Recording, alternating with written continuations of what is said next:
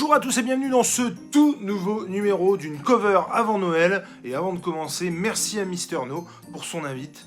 Je suis très content pour cette occasion de vous parler ou de vous reparler d'une de mes pépites comics intemporelles. Ce qui m'a fait sans nul doute basculer dans le monde du 9e art se résume en tout et pour tout à 3 comics. Serval et des épisodes de 91 qui restent encore aujourd'hui inoubliables pour moi. La mort de Captain Marvel par Jim Starlin, avec, comme son nom l'indique, vous l'aurez compris, même pour ceux qui ne l'ont pas lu, le Captain en question qui meurt dans d'atroces souffrances, mais serein face à une maladie bel et bien humaine. Et enfin le troisième, l'incroyable, l'unique, le fantastique, Hulk futur imparfait de Peter David et de George Pérez. En effet, c'est de ce bouquin, de ce comics, au format Top BD édité chez Semic, qui m'a mis une tartasse à l'époque. C'est avec ces 3 comics que j'ai basculé, c'est avec ces 3 comics que j'ai compris à l'époque, bien jeune, qu'on pouvait écrire et dessiner quelque chose de profond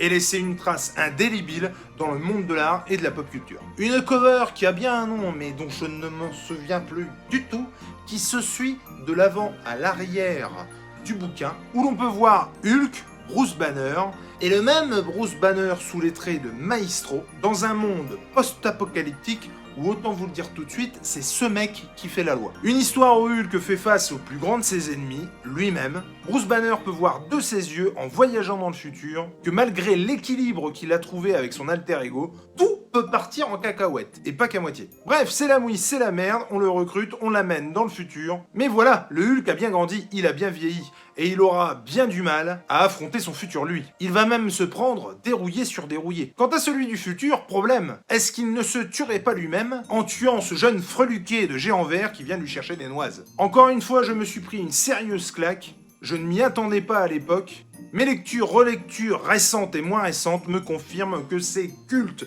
et qu'il faut avoir lu ce récit de Peter David et de George Pérez. C'est un one-shot avec un début, un milieu et une fin ou presque.